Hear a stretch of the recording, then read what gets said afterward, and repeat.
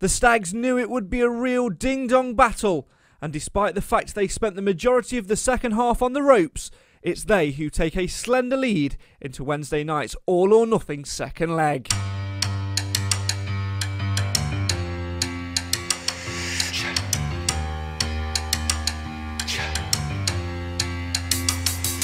Now McLaughlin, forward for Bowery, 40 from goal. Bowery, he's put Rhys Oates clean through. It's Rhys Oates who scores! Rhys Oates puts Mansfield Town 1-0 up, and after 13 minutes, Rhys Oates, the Stags' leading scorer, lifts the roof of the One-Clough Stadium again. Over the top it goes from Longstaff. Here's Murphy to the left of the box. Murphy, can he find Quinn? Murphy in the area, onto his left foot. Murphy, Bowery! Makes it Mansfield Town 2, Northampton 0.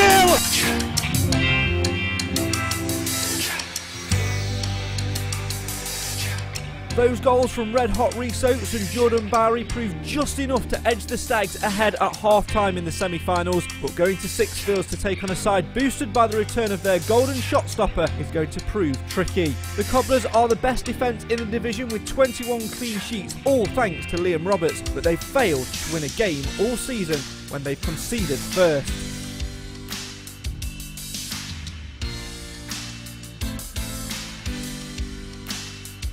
Stats like that, though, mean absolutely nothing. They get launched out of the window at times like these. All that matters for Mansfield is one clean sheet to create one moment of glory and give us one last shot at promotion.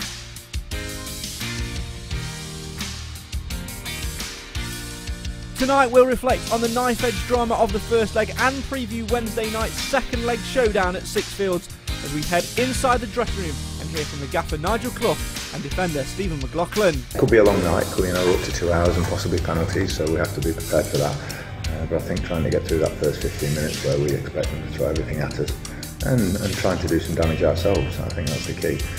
We've never been a team to sit back home and away, so we've got to try and sort of, as much as we expect what they're going to do, I think we've got to concentrate on ourselves more than ever. I think it's been hard graft really, not so much like when you say hard graft as in running all the time, it's like little bits of information that the gaffer's feeding down, and a lot of the lads, every one of them, take it on board, the things that he says. We've taken it onto the pitch, we believed in what he's been saying, and when you do that and you see it working, it gives you more belief. As always, we'll get your thoughts too, so come and get involved in the comments and have your say on your team. Let all the nervous energy out, get it out of your system now and get pumped and ready for that all-or-nothing second leg on Wednesday. It's time to take a collective deep breath, get ourselves ready to get over the line. Why? Because Mansfield matters.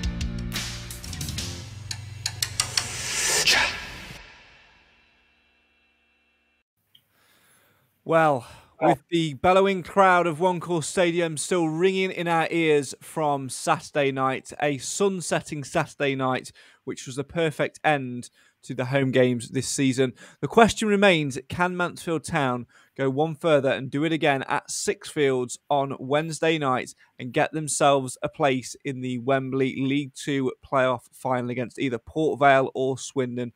It's still on a knife edge, and I know after that game at One-Clough Stadium on Saturday, there were a few nerves starting to leave, as despite Mansfield having the advantage, like we said in the intro there, the Stags were very much on the ropes in the second half. As always, come and have your say on your team. Get involved in the chat. Anything you want to say about Saturday night, anything you want to say about Wednesday, get involved now. Have your say on your team and get all that tension out as we look ahead to that big semi-final second leg. My name's Craig Priest, and joining me tonight to discuss all things Mansfield Town and all things playoff semi-finals, let's cross over to Edwin Stowe and say good evening to Clive Parkin.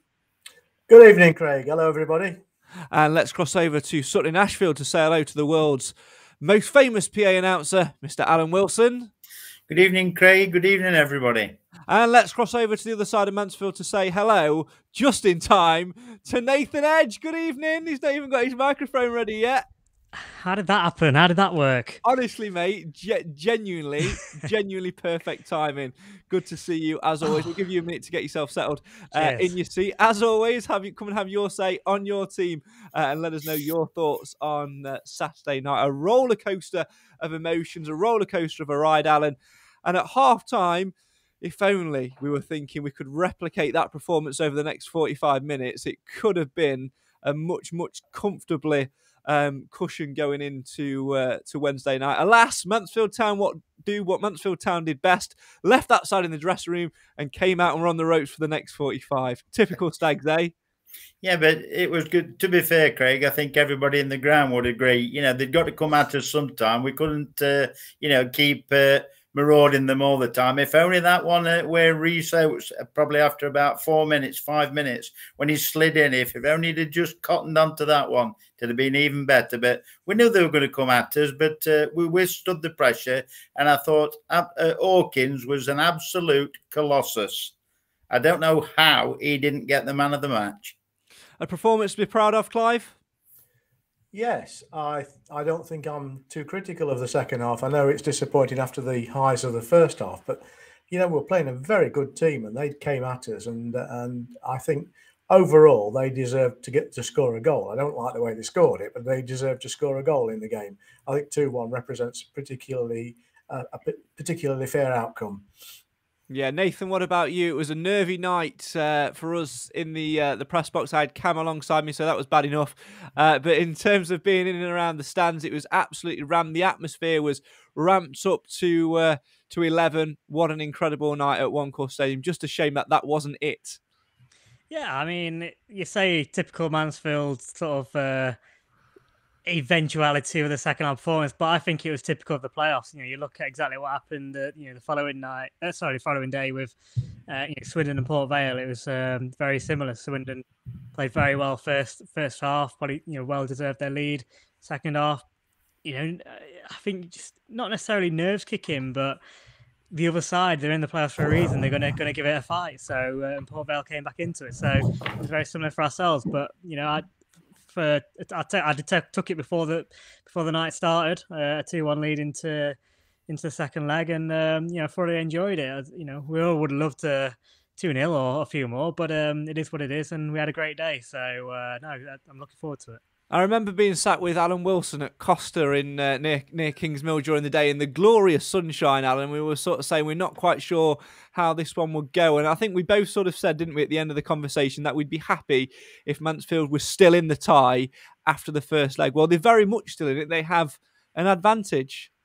Yeah, definitely. I don't think we can complain at all. I think, to be fair, I think 2-1 was a fair result because they came back at it. We certainly had the first half. There's no denying that. They came back at it, but one of the comments I agree with, I don't know which one it is, that said they did look a little bit leggy, Mansfield, when they came out in the second half. And obviously it was going to change when they scored the goal, but they did look a bit jaded and a little bit tired. But a few days rest, I'm sure they'll have all guns blazing, and who knows, it could be a few new faces in the lineup. Yeah, we'll talk about that a little bit later on when we preview the second leg later on in the show. We'll also delve into the Stags camp and hear from Stephen McLaughlin and Nigel Clough as well. I was down at the RH earlier today speaking to the pair. I can tell you that, similar to last week, actually, the atmosphere at the One Call is still one of calmness, which is remarkable to see, especially when you know everything's all to play for. Let's delve into some of your comments, then keep them coming in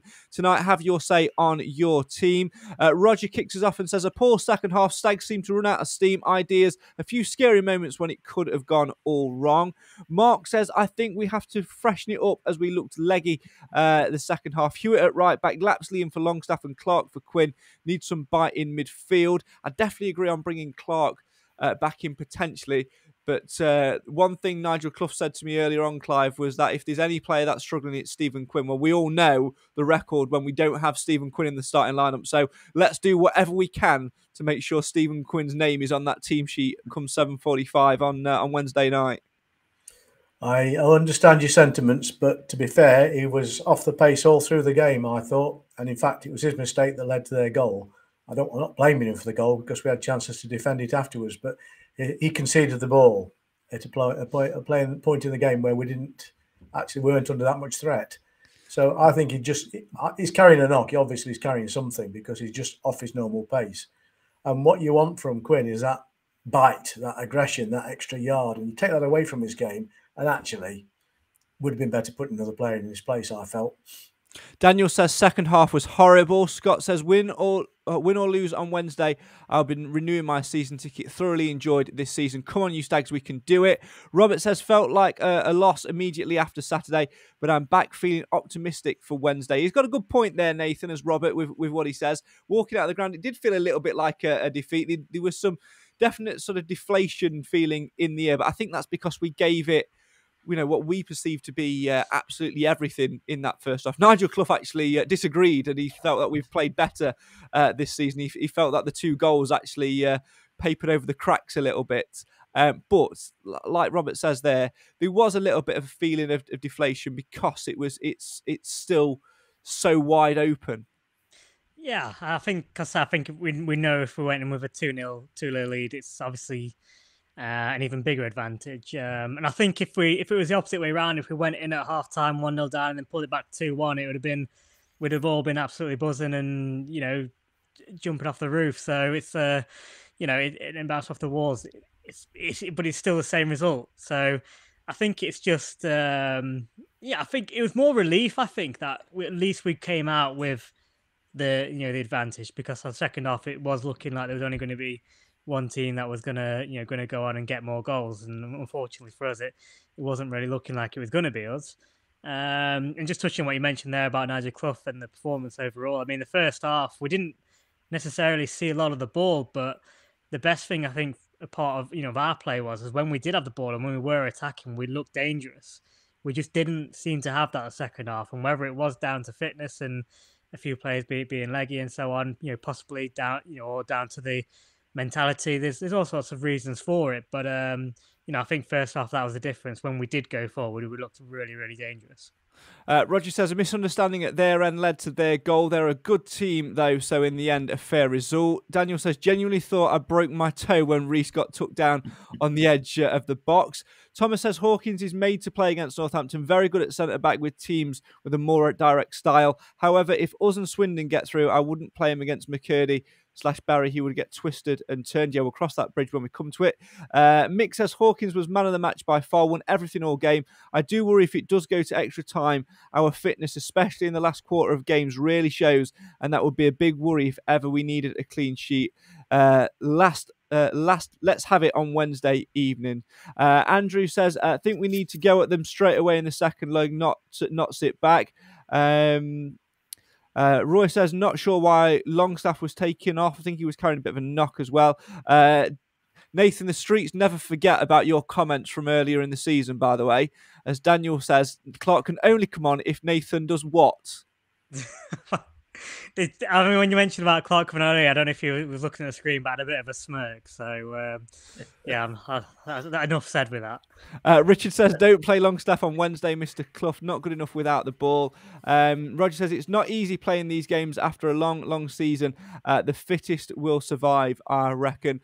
I do think that Mansfield do have an element of trouble with fitness at some points, Alan, but I genuinely feel that even if it does go all the way, we get pegged back on Wednesday, that we'll have enough in the tank in terms of euphoria and energy. I think this squad, more than anything else this season, has really come together and really believed in the direction we're going. And that shows by the nature of the fact we've come from where we were after 14 games.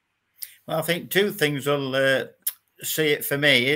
The fans will keep the fitness of the players because they'll just keep them going. Even if they're dead on the feet, they'll still keep them going. The fans will. We've proved that before. And it's the first 15 minutes again, like we said at the other podcast, the last podcast, goal after 13 minutes. And it just makes the difference. If we get an early goal, Craig, they've really got to go for it. And there's going to be gaps at the back then for Mr. Oates to, dip his bread, shall we say. Yeah, Rhys Oates and Jordan Bowery, Clive. Solid up top. I thought Jordan Bowery, again, he's really, really coming into his own once more. Last few games, he's really, really sparkled. Right place, right time for his goal. Nice bit of movement as well, and looking a real handful at exactly the point where you want it. Yeah, it's great to see that pairing working out, isn't it? And Bowery deserves a goal because of his overall contribution, work ethic. And I think it was nice to see it happen. And he scored pretty much an identical goal on Saturday than he did in the previous game. I thought it was being in the right place at the right time and having the speed and energy to get there. And just well served by crosses as well. I think we had both goals were really good goals in that respect. Somebody, I think it was Richard on one of the comments, Richard Dennett said it's critical of Longstaff. I join that criticism. I don't think Longstaff works hard enough. I think he's a young man. He ought to be a lot quicker than he seems to be. And I can understand he's only on loan. He's not going to put his leg at risk, but he's just not getting into some of the tackles I'd like to see him in there. And for me, I'd sooner rest him and put Lapsley in. Yeah, but that's one opinion, and at the end of the day, what he is good at is being in the right place and knock the odd goal in. On that, the only reason I'd probably slightly disagree, I think if we can get other players around him that's going to do that business, obviously you said earlier about Quinn not being quite on it. I think if we get somebody like Stirk in there, or maybe even Ollie Clark potentially, to do that sort of ratting around and the hard work, I think we then might see the better from Longstaff, because obviously we saw the ball he played in that, for that out to Murphy for that second goal, that was the bit of class he brings. And obviously he's only been with us since January and he's contributed to quite a few goals. So although he might not do that sort of defensive side of the game as well as what others might, he does offer us something a little bit different. So I'd still maybe keep him in if he is fully fit. But I still think there's room for Lapsley in there too. I have a question for you all. On a scale of 1 to 10, 1 being the lowest, 10 being the highest, what's the heart rate at the minute after the game? Clive, I'll start with you. Oh, I'm as calm as anything. 3. Nathan? 5. Alan? Probably a 6. Time to ramp it up, folks. Here's the story of Saturday night as told by me and Cam Felton. I can talk about statistics, I can talk about previous playoff history, but if we're honest, it doesn't matter. What matters is the here and now. Mansfield Town against Northampton Town. The Stags fans loud, soaking in that noise. They're ready for a dramatic 90 minutes ahead of them. Can they take a win into that second leg on Wednesday night at Northampton? Everybody is on edge, and I can't wait for it to unfold. Mansfield Town name an unchanged side from the side which drew 2-2 with league champions Forest Green Rovers last Saturday. Nathan Bishop then is in goal, a back four of James Perch, John Joe O'Toole, Ollie Hawkins and Stephen McLaughlin, a midfield of George Maris, Matty Longstaff and Stephen Quinn, a front line of Jordan Bowery, Rhys Oates and Jamie Murphy. On the bench, Marek Steck, Elliot Hewitt, Ollie Clark, Kieran Wallace, Ryan Stirk, George Lapsley and Lucas Akins. Mansfield win it back again through Maris, and now McLaughlin forward for Bowery, 40 from goal. Bowery, he's put Rhys Oates clean through. It's Rhys Oates who scores! Rhys Oates puts Mansfield Town 1-0 up, and after 13 minutes, Rhys Oates, the Stags' leading scorer, lifts the roof off the One Call Stadium again. Advantage Mansfield. Stags 1, Cobblers 0. Come on! Absolutely cut Northampton apart there. It's Northampton is trying to play it out from the back. They're trying to play triangles. It's not working. Stephen McLaughlin's nipped in. They've got the ball forward. I think it was Jordan Bowery that's got the ball wide to Rhys Oates, and Rhys Oates just hammered it towards Johnny Maxted in the Northampton goal. It's gone straight through his legs and into the back of the net. Dream start for Mansfield. Perch looking for options down the line, wide to the touchline, it comes for Bowery, inside for Longstaff. Oates wants to go through the middle, gets it from Longstaff, back to Longstaff. Oates makes the run, over the top it goes from Longstaff. Here's Murphy to the left of the box. Murphy, can he find Quinn? Murphy in the area, onto his left foot. Murphy, Bowery! Makes it Mansfield Town 2, Northampton 0. Counter-attacking football at its best, and Jordan Bowery once more writes himself into Mansfield Town folklore. Mansfield Town's number 9, right place, right time, no mistakes. Stags 2, Cobblers 0. Oh, it's brilliant from Mansfield. It's a carbon copy of the goal from the Forest Green game, except it's It's Jamie Murphy with the provider this time. Jordan Bowery sneaking around the far post. Murphy's drilled it in, and there's Bowery on the far post just to tap it home. McLaughlin went down after that challenge. He looks to be hurt, but he's got up again. But it's Mansfield 2-0. It's fantastic. Murphy giving chase up against the 23 of Mills, Joseph Mills. Long ball down the right-hand side, straight out of play. Referee takes a look at his watch, and as soon as this throw is taken by Stephen McLaughlin, that should signal the half-time whistle. Stags lead by 2-0. Whistle in the referee's mouth now. McLaughlin with the ball behind his head, looks to throw it down the line, and as he does, the referee does blow the half-time whistle. And at the break, the Stags fans, every single one of them, off their feet and applauding what has been a tremendous display of attacking intent from the Stags. Goals from Rhys Oates and Jordan Bowery can fail to mean the Stags players go into the dressing rooms 2 goals to the good. Northampton really haven't been able, they've not been at the races. They're a very different side to what we faced earlier this season. They're a little dangerous, they looked an attacking threat going forward, but so far on this Saturday evening it's not going their way. They're 2-0 down. They just don't seem to have an answer for what Mansfield are able to throw at them. Perch plays it down the line for Bowery. Bowery holds it well inside for Perch. Low ball into the feet of Oates. Oh, he does well to flick it around his man. And now Rhys Oates is charging forward. Oates in the box. Shoots. Oh, and it's just wide. The goalkeeper managed to get a fingertip on that, the top of his glove, as Rhys Oates let rip. And that was going in. Had Johnny Maxted not got a touch to it, Stags throw down this near side. Absolutely cut Northampton apart there. Northampton have got no match for Mansfield so far. McLaughlin's throw to Quinn, back to McLaughlin, volleys it in towards the area. Up in the air it goes. Bowery watching it, brings it down as Jordan Bowery. Jordan Bowery might still fall in. Bowery squares it, but this time Maxted jumps on the loose ball, and Northampton come away through the middle. James Perch dives in. Northampton come forward. Lewis Apri down that far left-hand side, driving forward past O'Toole. Apri still going, knocks it in towards the middle. Northampton inside the Stags box, shot, goal! Northampton back in the tie. Stags 2, Northampton 1, and Mansfield there caught on the counter-attack. It's poor from Mansfield. James Perch has picked up a booking for that, but it's so poor from Mansfield. We've just been cut apart, and it's so bad. We've got to wake up now. Disaster for Mansfield for the second half, but we've got to stay awake here.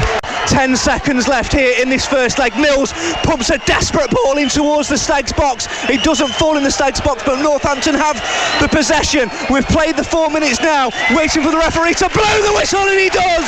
The Stags lead 2-1 at half-time in these semi-finals.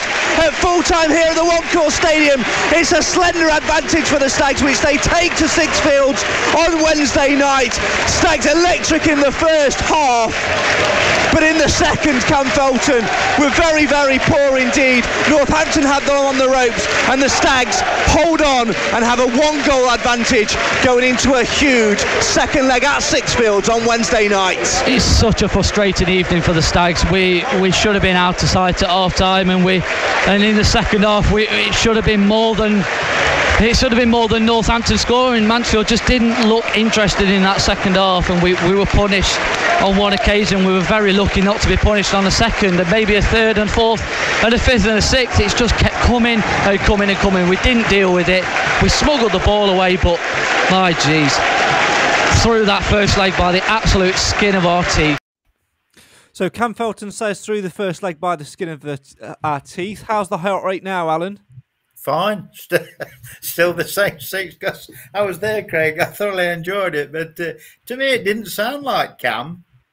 I know that sounds strange, but it didn't sound like Cam's voice. That didn't.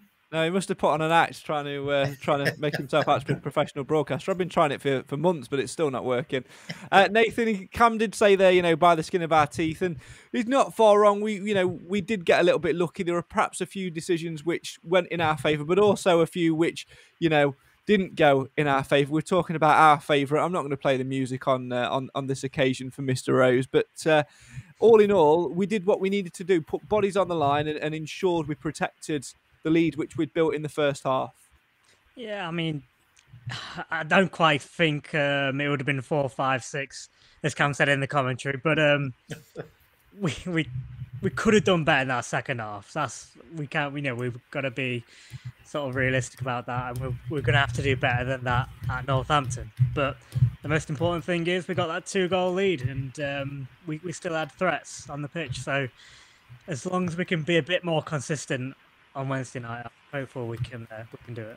And reflecting finally on that game, having listened back to it there, Clive, how much pride do you take away from that performance which we put in, considering where we've come, and also as well reflecting on the end of the season on home turf? We gave our supporters one last very good solid display. Yeah, it's another win amongst many, many home wins recently, and against a very fine team. Remember, this team just missed out on automatic playoffs by a few minutes and a bit of flukery, and they must have felt aggrieved by that, and that may have fired them up. But I think any win against them at Field Mill was a credit to the club, a credit to the team, and the crowd for that matter. I think Cam was getting a bit juvenile at one point in his co-commentating. It was leaning towards Mardy. 4, 5, and 6 goals. I mean, where's he coming from, silly bugger? It's sitting next to pessimistic Craig that did it, isn't it? I'm not having that. Other than that, I thought he did well, by the way. Yes, he did. Very, very proud. Alan, let's stay on the subject of fans for a moment. Obviously, we know we're going to take a sellout. It sold out in a day to Northampton. We'll touch upon that a little bit later on. But fans at home been immense, and I really think that they played a massive, massive part. And I think the performances which the players have put in over the last couple of months or so on home turf have really, really rewarded the fans' faith. Definitely, and I put on similar sort of comment on Facebook. I just put one word: awesome. Take a bow, Mansfield Town fans, because they have been unbelievable. You could. Did you see Ollie Clark as they were running back down the line? He was giving it this business. I don't think he needed to do that because they're already singing anyway. But no, I think they've been awesome this season, and I think they'll just be just the same, if not louder, on Wednesday night. And of course, Nathan, it is the first season that we've been able to see out a full season being back at home. It would be nice, wouldn't it, to finish it off with something at the end of it. But if not, I think going out on a high at home like we did, I think that's a moment we can look back on with a smile on our faces. Well, I mean, we can look back at the whole season. I know we had a rough patch at the beginning, but if you think about it, there's been so many games that have been great memories this season, and the form we've actually had at home. Is it 14 wins in 16? In the last 16 games, so, and only one defeat in there. So I think is our new bogey team, Sutton. So, I think we can certainly. Where have Sutton finished up? Well, exactly. I mean, if it wasn't for us tapping it around in the exactly, last, who knows? But no, I mean, good, been a good side, haven't they? To be fair to them, but no, I mean, I think our own form, we've had a lot to cheer. It's been a great place for us, and we've had some great away days as well. So hopefully, if we can top it off by getting promotion, it would be incredible. It's going to be tough. I think even if we do get past Northampton on Wednesday night, I think Swindon or Port Vale at Wembley. Something about Wembley at the minute just. I always think back to the FA Trophy final. No, it's not. That's honestly, it's Wembley. I don't like it. No, we've not got there yet. We've still got 90 minutes. That's what I said. I said if we get past Northampton. Well, but we'll talk about that in the next pod, shall we? But I'm still thinking the fact that you're back commentating, Craig, and the fact that we lost. No. There's good omens there. That's all I'm saying. Good omens. Well, don't put that on my shoulders, Jesus Christ, because people will be coming at me now. Alan, take us swiftly away. Thanks for shut up. Thanks very much for this comment from Jim. I'll come to more of your excellent comments throughout the show. Keep them flooding in. I've left this one for Jim purposely till now, though, because we are now switching our attention from the home game to the away leg. And Jim says, just show our dressing room a video of Northampton away from earlier this season. Watch that pump them up. The transformation between then and now, Alan, that has simply been breathtaking, hasn't it? Yeah, well, we were there, weren't we? I mean, we saw it all unfold. So, they can't play any worse, surely, Craig. I mean, I know there were quite a few of the same players, but they were just off it that day, and they were better than us, and they proved so by winning, by the 2 goals. But I think it's a different kettle of fish this time. We'll be up for it, and they've got to work really hard to put one over on us. Yeah, reflecting on that trip to Northampton earlier this season, Clive, Nigel Clough did describe it as the lowest ebb. So at least we know, we'll have a gauge of how far we've come. There's an interesting comment he made in his press. We'll hear it more in the next couple of minutes or so at the end of his press, where he said, if it doesn't happen this season, we've made remarkable progress. And I think, as you reflect on from that Northampton game to now, I think he's absolutely spot on. We've invested well. We've brought in some good players. We've got players back from suspension. We've brought in people. We've strengthened in areas, and we do look a good threat. And with the right bit of momentum behind us, the sky really is the limit. Yes, I'm looking forward to the 2 away fixtures we're playing against Northampton this season to be one, the worst possible performance, and the other, the best possible performance. I'll settle for that. Yeah, I don't think you can add much more to that, can you, Nath? I think that's pretty much nailed on what we want it and need it to be. If it works out that way, then absolutely. I say, Alan's probably right in some ways. It kind of feels like we've got to go there and put right what we did wrong, all those months ago. And different scenario, obviously, playoffs, you get extra nerves, etc. in there, but.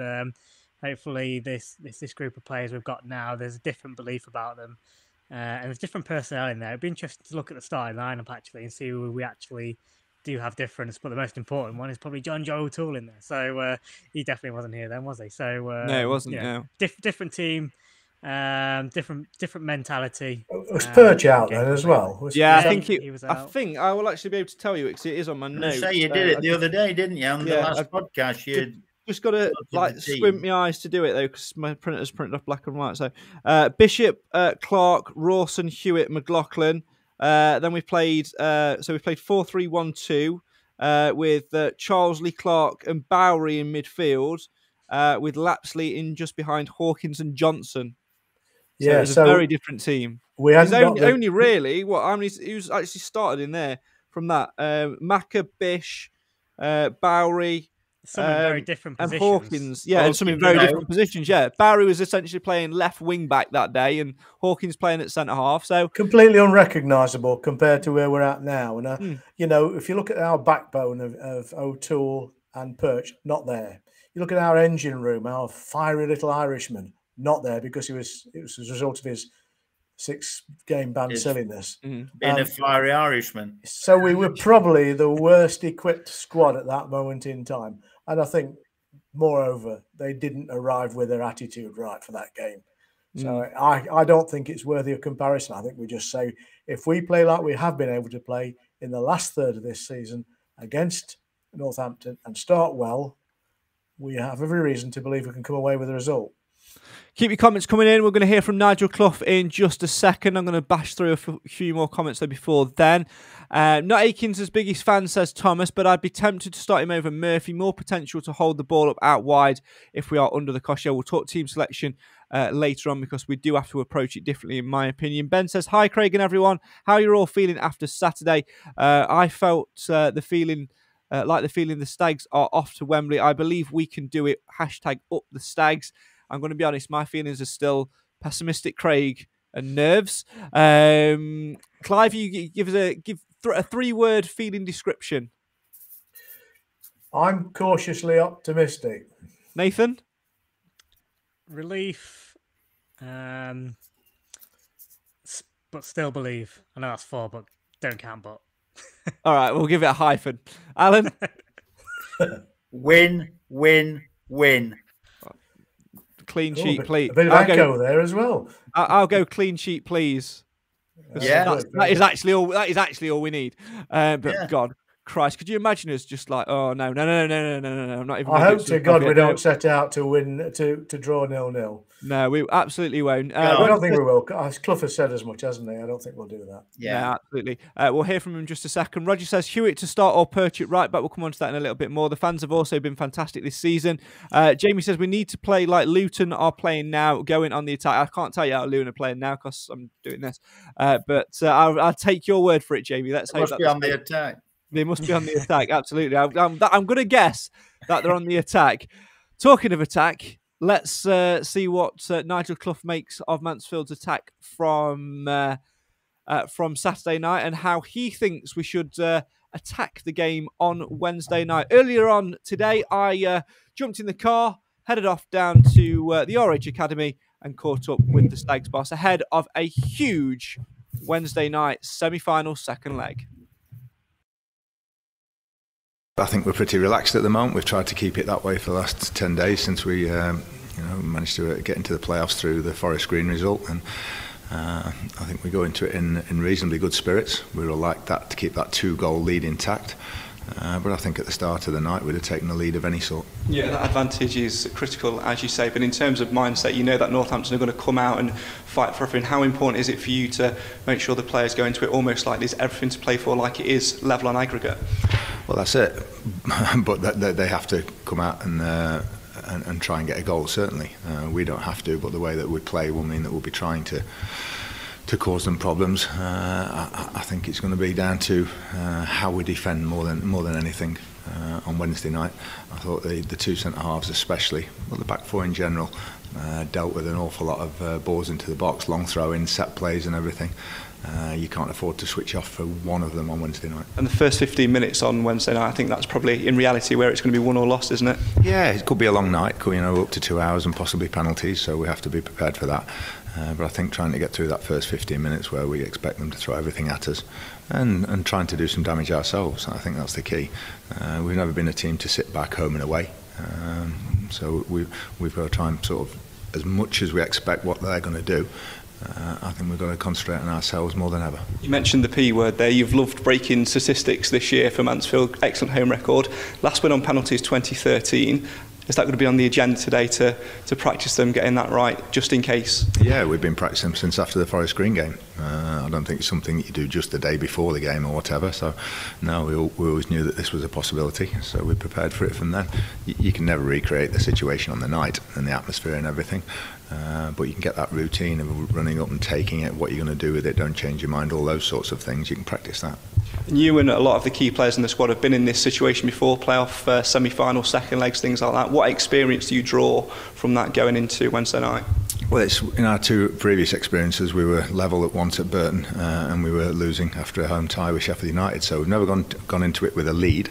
So that feels a little bit different and nicer, something to hang on to.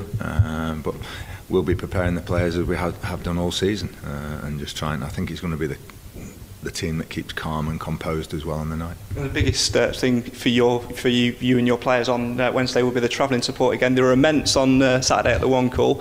I imagine if we'd have had the entire stadium up for grabs, we'd have sold it out in an instant as well. I think so. We could have taken an awful lot more, I think, down to Northampton, given the opportunity. But that's the incentive to try and get through, and then there's a bigger stadium at the end of it. And finally from me, at risk of taking Twitter hammer for being a little bit pessimistic, if the worst was to happen on Wednesday night and the Stags were not to progress to Wembley Stadium, is this a season that you look back on with pride and a real warm feeling inside of what's to come next time around? Whatever happens on Wednesday night is we're in good shape as a club. And if the worst comes to the worst and we get knocked out, we get knocked out. But I think where we've come as a club, we're in a good position at the moment compared to where we were 12 months ago. And I think some people forget that, and it'll be, if we do get knocked out and might lose on penalties, it's the end of the world, No, it's not. We've got a good squad intact going forward.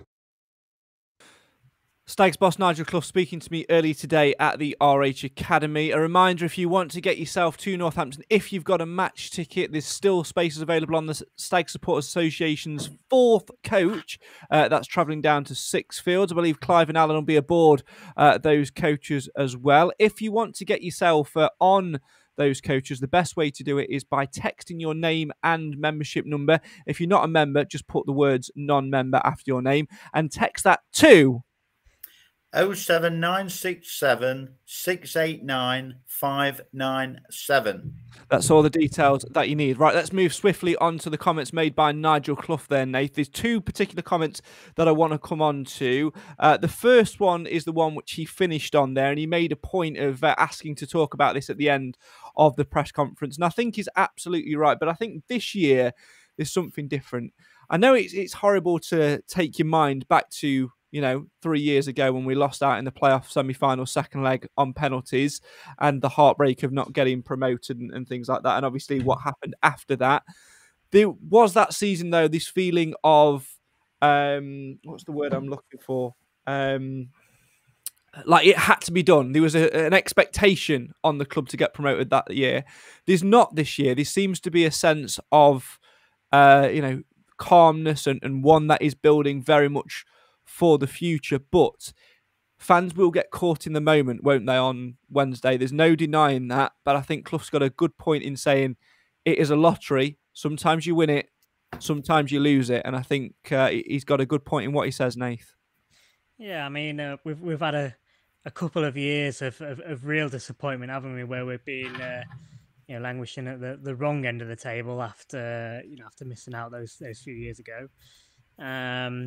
And then we started off like that this season. So we was all in the expectation that it was going to be another battle at the wrong end of the table for us going forward. But we turned that around. We can look back at this season, I think, overall anyway, and just say it's been a good season. I don't think many would disagree with that now, and with the fact that we've managed to achieve the playoffs, and at one point the automatics weren't even out of it. So to get to that stage is incredible. And I think on Wednesday, even if we don't do it, and say if we continue a bit like we were in the second half of Saturday night, we may be frustrated and disappointed. But I do think come the final whistle, and upon a bit of reflection, I think people will realise that it's been a good season and appreciate the effort that everyone has put into it, and appreciate the season that we have had, and hopefully are able to build on. So either way. No, I think most people, there'll be some fickle ones, but most people will stand and applaud. It's all right because Clive's ready already on Facebook to shoot him down, aren't you, Clive? I'm getting tired of it. But to be fair, in recent weeks, the reaction has been more positive than negative. Earlier in the season, there were people wanting to take players out and shoot them or push them off cliffs in some cases. Nathan, who would do that? But, I think people have calmed a little bit, and they're very right to, because it's been a good season. I think even if we fail at the final thing now, and there's a chance we will, it hasn't been a bad season. If you reflect on where we are, we've had the highest average home attendances for 2 decades. Correct me if I'm wrong on this, by the way. We've had the 4th or 5th best away support in the league. And we've had a manager that's convinced us that he knows how to put a team together. And there were doubts at the start. And then throw in the incredibly good home record that we've carved out this season. Lots of good things, even if we don't actually get promoted. I hope we do get promoted, but I, for one, won't slash my wrists if we don't. Roger says, whatever happens, we're going in the right direction for sure. And Jamie adds, Alan, it's been a good season and we've improved. If we don't go up, we look forward to next season by going up. I think what Clough was trying to do with his comments, I think he's just trying to, throw that calmness blanket over what is, the tension is very much starting to ramp up ahead of Wednesday, and it will get more and more tense as it comes near. But an experienced manager there, I think.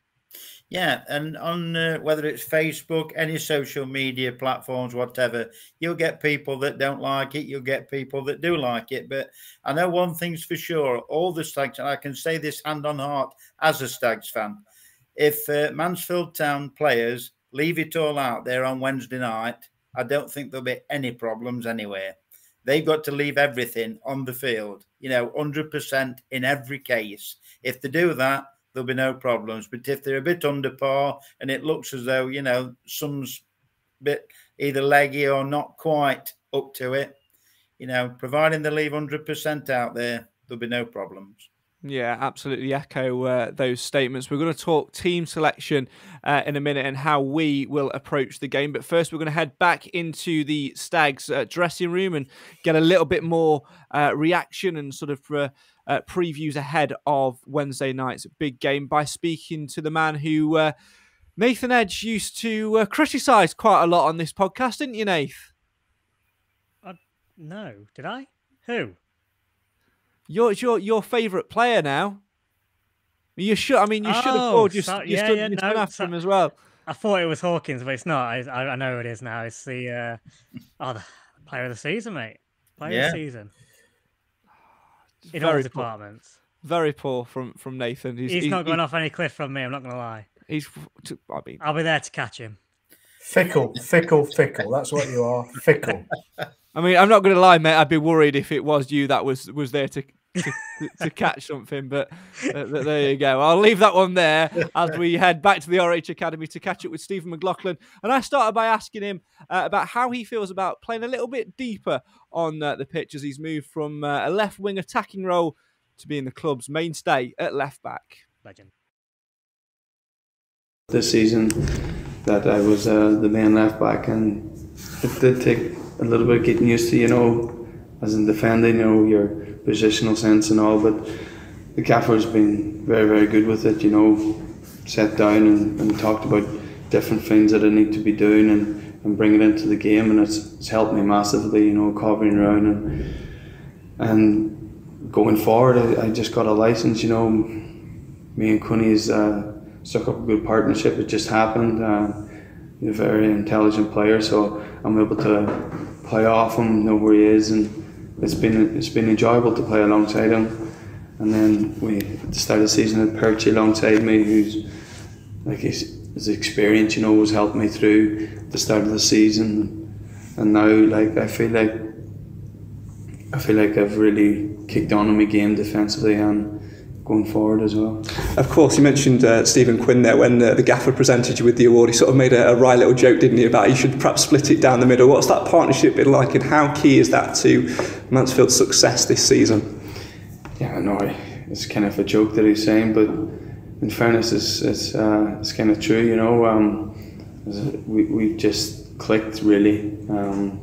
His movement, he's been around the game a long time, international, and it's just his movement to give me space, and the 1-2s that we play, it's just something that's just happened, and it's so enjoyable, the way we talk on the pitch and just constantly feeding each other information on what we can do to hurt them, and when we get it right, I think we're unstoppable really.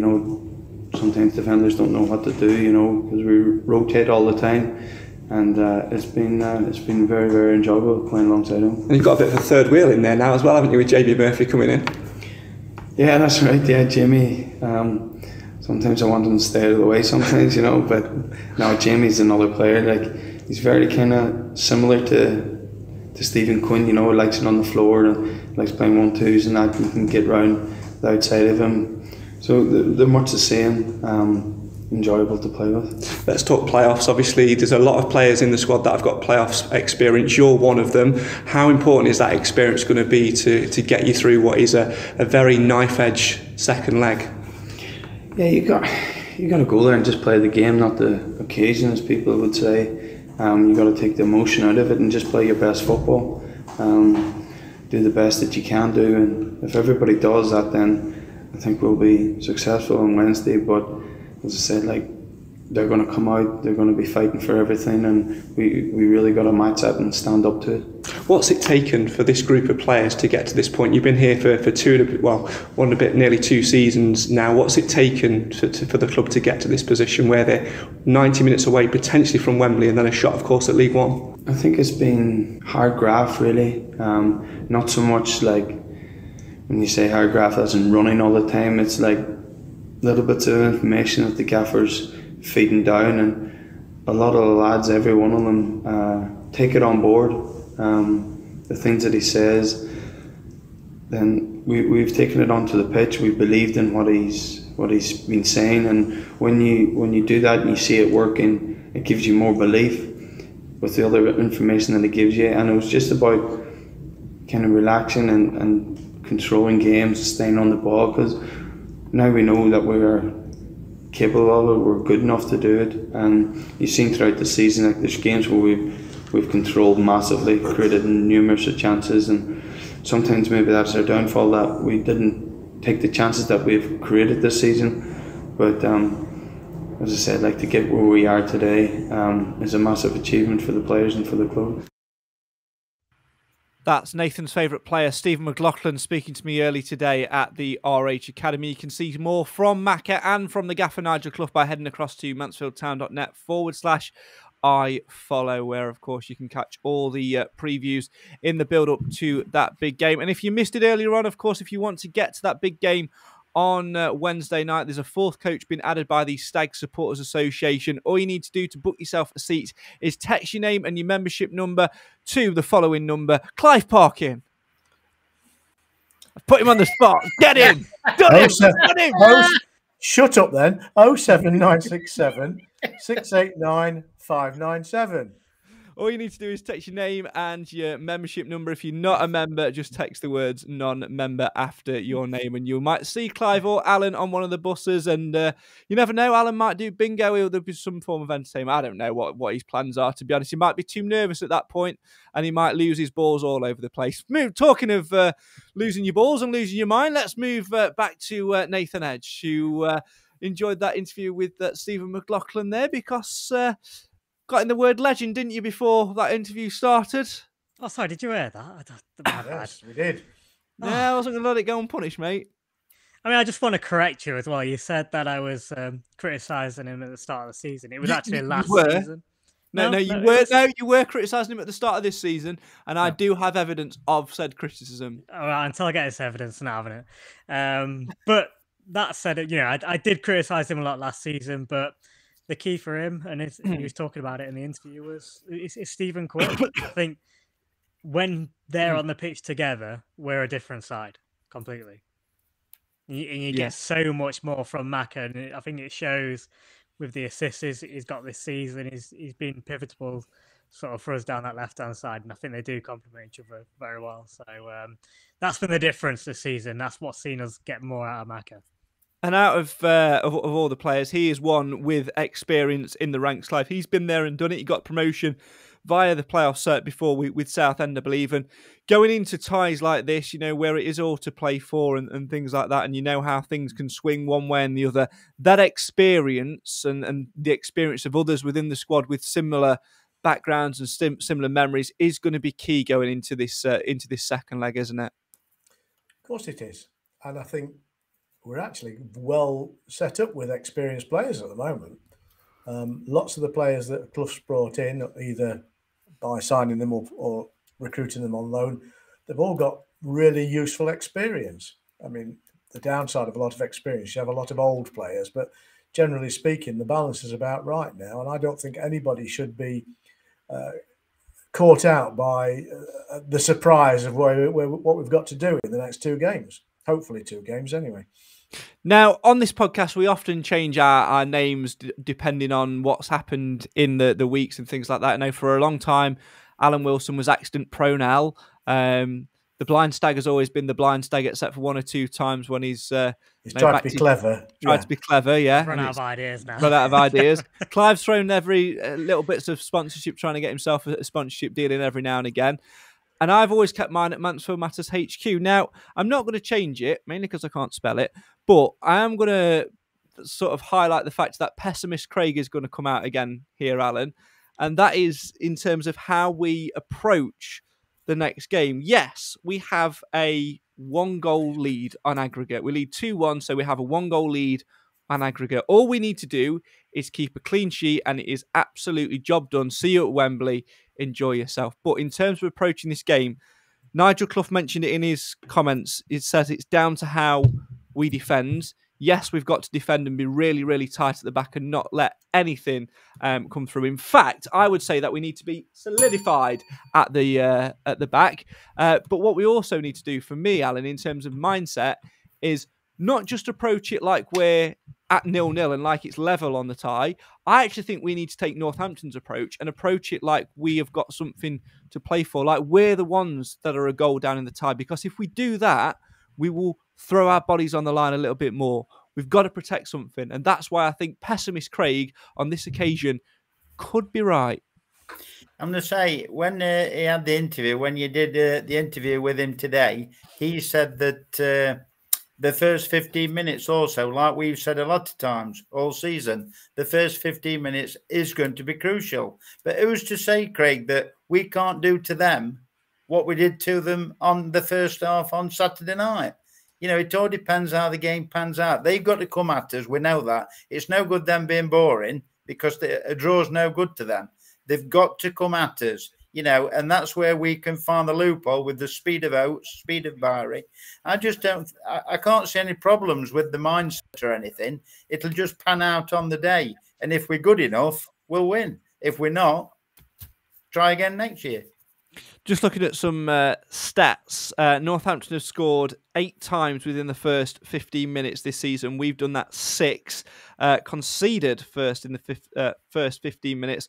Northampton, as you could probably guess, the best side of the division for it. They've only done that once this season. We've done it 10 times, which is quite a concern. But we started really, really well. They've also got the best defence in the division, Clive, with 21 clean sheets, and will have their goalkeeper back from suspension, and that will give them a big lift. They've got 15 clean sheets at home as well. It's going to be a very difficult place to go. If you were Nigel Clough, how are you approaching it? 0-0 or 1-0 down or 1-0 up? How are you approaching it? Forget the stats. It's one game.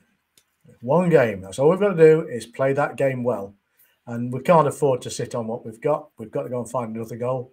And I think then they will disintegrate. And I don't think the keeper makes a lot of difference, by the way. I know he's a very well thought of first team keeper, but the lad who played in goals for them on Saturday night didn't have a bad game. I thought he was quite a decent keeper. I don't think he could be blamed for the goals. So I don't think it matters about stats. Yes, their stats are better than ours. Our season's been a right up or down, though, hasn't it? Theirs has been reasonably consistent. And I think on our day, we'll wipe them away. I've got another stat for you, Mr. Wilson, which might please Clive, because this one's not pessimist, Craig, or Craig Priestimus, as you decided to call yourself for the last part of this show, and that is the fact that when conceding first, the Stags have gone on to win 4 games from losing positions with 7 draws. That's a total of 19 points accumulated this season. Northampton, by comparison, are actually the worst team in the league for this. Once they've gone behind, they've failed to win any of their games, only clawing back 6 draws. So that's also an interesting thing. That first goal, isn't it? The first goal of the tie is going to be critical. It's a cliche because if Northampton get it, they're right back in the tie. If we get it, it gives them an even bigger hill to climb. Yeah, but like I said, how poor did we make them look in the first half on Saturday? You know, you wouldn't have thought that, would you? You know, I know if we play well, we can beat most teams, especially at home. But we've only got to do the same, Craig. They've got 11 out there, same as we have. It's like Clive says, it's on the night. And, you know, I don't think you should be pessimistic. I think you'll give a damn good commentary and we'll be all right on the night. I really hope so. I know. Martin, I mean, this is more pessimistic than me, Clive, the comment that's coming from Martin. They will bottle it again, says Martin. Well, everybody's got their own opinion, haven't they? Are you a Stags fan, Martin, or are you a cheeky Northampton fan that's found your way to our feed tonight? I don't know, but Martin, the sort of bottle you're talking about, I guess has got a little teat on the end of it. Jamie says we need to play like we did at Doncaster. We've had some fantastic games this season, some fantastic attitude, and it's all about, you know, how we approach it and just making sure that we stay positive and we don't get on each other's backs, and that critically we don't make mistakes. Now let's talk team news and how we think we will line up on Wednesday night. I personally think we do have to make changes. I don't think the 11 which we started with on Saturday at home is good enough to go to an away performance and do the job what we need away from home. I actually do agree with the comments that were made earlier about Hawkins staying at centre-half for Northampton away because they're a direct team, and I felt he dealt with things quite a lot. I might be a little bit more controversial here, though, and say that James Perch perhaps should be either moved into midfield or placed on the bench to be brought on for his experience later on, with Elliot Hewitt coming back at right back, Alan, for two reasons. One, as we mentioned, is the aforementioned direct nature of Northampton Town. The second is for a little weapon he's got in his armoury, which is a long throw. Northampton have got one and seemed content to use it every time the ball went out of play, and I think that could come to rescue us both defensively and offensively. I've been saying that for the last three matches, Craig. I think Hewitt, although Perch hasn't done that bad, to be fair to him, but I just think Hewitt gives us a little bit better balance going forwards. That's my opinion. I just think he's a better balanced player. He can move faster going forward, but Perch is a very good defender. He's clued on, it might be 36, whatever he is, he might not be the quickest now, but he's definitely clued on. And I just can't see him dropping him personally, but I would like to see Hewitt in. Yes. That's why I said he could potentially move him into midfield, Clive, because we said earlier, didn't we, about Longstaff? And I think maybe if Perch goes and sits in midfield, it might give Maris a little bit more license to roam. I'm not sure I agree with you, Craig. I'm not sure that putting him into midfield is the right solution. You either play him, and there's a case for that, or drop him to the bench, and there's a case for that, because I like Hewitt in the side. I think he gives us that dynamic side that we don't currently have when we play the way we are. What about JJ midfield? Well, JJ's always said he wants to play midfield, but no, you can't move him now. Would you risk moving him? Put Perch in the middle and put Hewitt out on the right. I mean, that's you see, one of my arguments has been shot because I don't particularly like Hawkins as much as I did in terms of his role as a central defender, because I think he's slow, but he had a cracking game. But that's only because they hadn't figured out that all you got to do is run past him.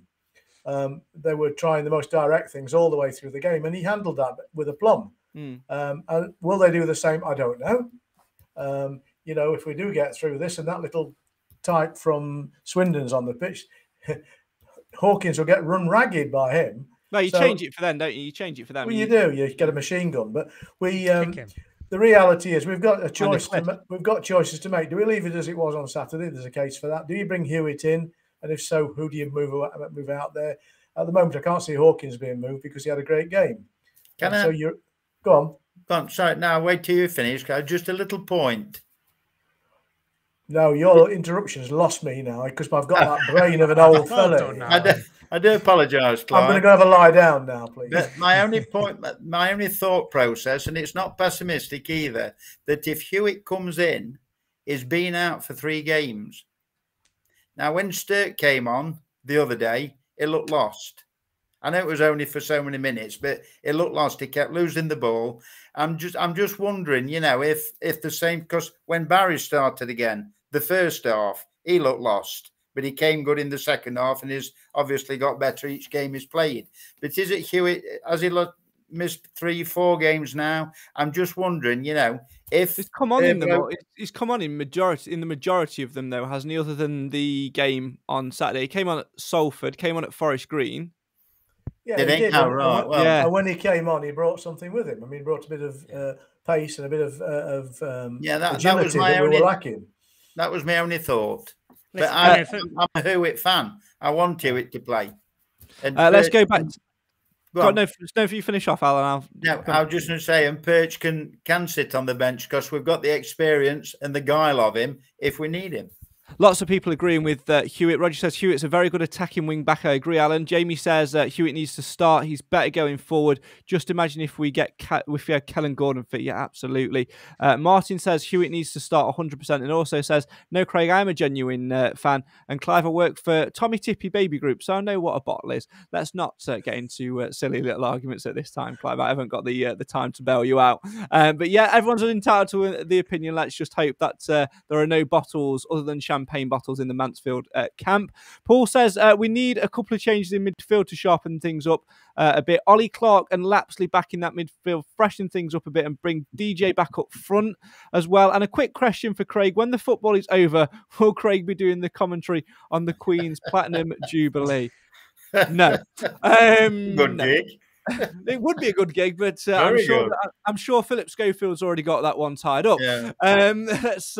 Let's move back to the football. Mentioned in there, everyone's entitled to their opinion. I personally wouldn't be going for Johnson. He's not even getting in the 18 at the minute anyway. You never know though what happens, do you? The Ollie Clark thing though, Nath. I know you've had your history with the Stags skipper. But Nigel Clough likes the way he can tackle and likes that side of the game, and I think we might need that on Wednesday. And it wouldn't surprise me to see the Stags captain back in the centre of the park. I wouldn't be too surprised. I mean, for me right now, we've just been discussing the defence there. The defence and forward line are fine for me. I guess you could make a little tweak with the defence, but if it was the same, I wouldn't be concerned at all going into Wednesday night. It's the midfield, which is arguably our strongest position. I think that's where we lost it a little bit on Saturday, and I think actually we've lost it a little bit of in recent games as well. We've not retained possession as well as what we know we can do. We've handed it over to them a little bit too much, too easily, and we've mentioned there, if you have got a struggling Quinn, for example, you then lose a bit of that bite that we need in there. So although I don't rate Ollie Clark I don't think he does, for me, frustratingly give the ball away a bit too easily. If we are without Quinn or without a fit Quinn, he may be the sort of player we need to do that sort of the dirty work and and get in the face of the opposition. We may need that in there, but then we might need to call upon the likes of Lapsley, Longstaff, Murphy. They need to keep the ball a bit better when we do have it, because if we give away the position too easily, in a playoff game against Northampton, you're just going to invite pressure onto you. So we've got to sort out that midfield battle, and that's why I said about John Joe O'Toole going in there. If we were going to find room for Hewitt in there, we could possibly move Perch into centre back. John Joe's one of those players again. He's played in that position for a long time in his career. He's got that sort of level head most of the time to do that job. We just need somebody that can put the foot on the ball and control it a little bit better. So he would be an option that I think would be worth considering. We are running out of time, but I want to throw another name very briefly into the mix based on Nathan's description there. We've actually had one come off the bench for the last 3 or 4 games. His name is Kieran Wallace, and I've been severely impressed with him and the way he's come on. He slots into that hole in midfield, moves the ball out nicely. He's physical as well. So if not John Joe there, then I'd be looking at Wallace. I just think we need to get the balance right though, Alan, don't we, between being overly cautious and building a brick wall at the back, but also making sure we've got enough to spring an attack, because we need a goal. We can't settle on and bank on us keeping a clean sheet. We have to go and get a goal. We've got to make it as hard as physically possible for Northampton Town. If we replicate our performance from the first half on Saturday, in the first half on Wednesday, they will find it tremendously difficult. And I think their crowd may not have as much patience as what the One Call Stadium crowd would have if the boot was on the other foot. Yeah, but if Quinn's not fully fit and, for whatever reason, Nigel decides to leave him out, I would prefer Lapsley, personally, because I think he's the one that can get you a goal. As well as a hard-tackling, hard-working midfielder, which he is, I just think that goal could be more important than what Wallace would bring. Personally, that's my opinion. Final thing to touch upon is the P word, Clive. Penalties. Nigel Clough said he's been practising them since after the Forest Green game. Of course, Mansfield famously haven't won a penalty shootout since 2013. I'm hoping that the game gets done in normal time either way. I don't think I could get through extra time or a penalty shootout. It would be nerve-shredding, but we have to be prepared for every single eventuality, don't we? Of course we do. I think the reality is nobody wants penalties. but we've got to expect them. And in that respect, I would imagine they've been doing plenty of practice penalty taking this last couple of weeks. I think we're a better squad for taking penalties than we were as well. Yeah, much better. Final thoughts before we end tonight's show. Hand on heart feelings as we head into to Wednesday night. I said hand on heart, before Saturday, whatever will be. It's been a great season to get to this point. But we are so close. We've got a 1-goal advantage. We're 90 minutes away from a potential trip to Wembley Stadium. Don't give it up now. Please don't give it up now. But hand on heart says it's going to be a tough battle, and we will go through a ringer of emotions. Nathan, hand on your heart, what are you saying going into to Wednesday night? I think we can do it, but I personally think we need to score first, because there's not a clean sheet there for me. So there's going to be goals for both sides, but I think we've got to get that first one. And then Clive, same to you.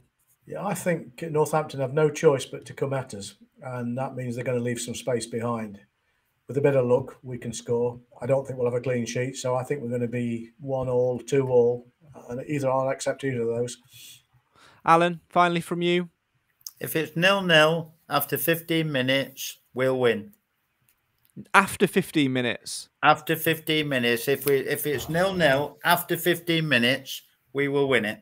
Oh, I'm on the other side of that, Nath. I think we need to get a goal in the first 15. I think the longer it goes on at 0-0, I think the more I'm going to be screaming. I think, I don't know. I don't know. I'm confident. Yeah, I don't want an early goal from them. That's the worst scenario for me. No. If we can get past 15 minutes, then I do agree a little bit with Alan, because they're going to get more desperate, come on to us even more, and then we will get gaps in behind where I do think Murphy, Bowery, and obviously Oates will then exploit it. So yeah, the longer it goes on at 0-0, the better.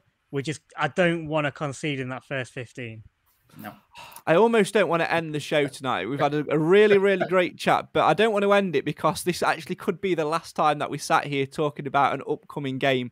I don't want it to be. I want this to be one last final hurrah. Whatever happens though, thanks so much for your company tonight. Thanks for your company all season long.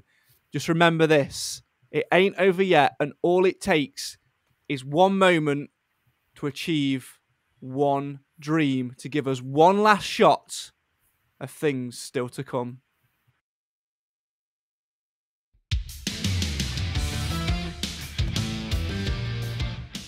So there you are, we now go to bed no better off, to be honest. We're still feeling the nerves, we're still feeling the tension.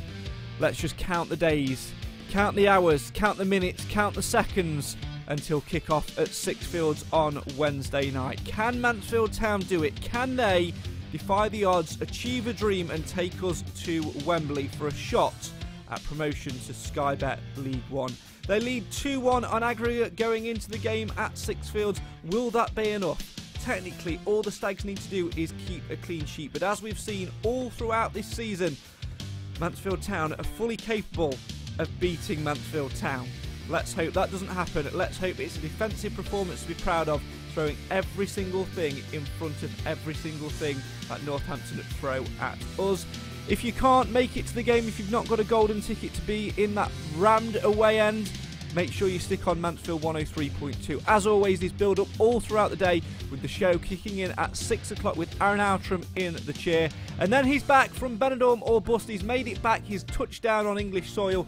Lee Wilson's back alongside me, I'd say, to try and keep me calm during the 90 minutes and maybe more of the second leg. But we all know that he's just going to be as mentally on edge as me. So that's going to make for thrilling commentary. Make sure you join us on Mansfield 103.2 for that. Get Sky Sports on if you want. Just press mute and turn up Mansfield 103.2 for the exciting thriller of commentary to come. Can the Stags do it? Please, please, please. There's an easy way, a hard way, and a Mansfield Town way, as Keith Curl, the former Stags and former Northampton manager, used to say. Let's hope that the Mansfield Town way leads us to Wembley. Thanks as always for listening, for sharing, for getting involved. We'll see you again later in the week, hopefully with one more game to look forward to. All that's left to say is, come on you Stags! Bowery, he's put Rhys Oates clean through, it's Rhys Oates who scores! Rhys Oates puts Mansfield Town 1-0 up! Murphy in the area, onto his left foot, Murphy! Bowery! Makes it Mansfield Town 2, Northampton 0!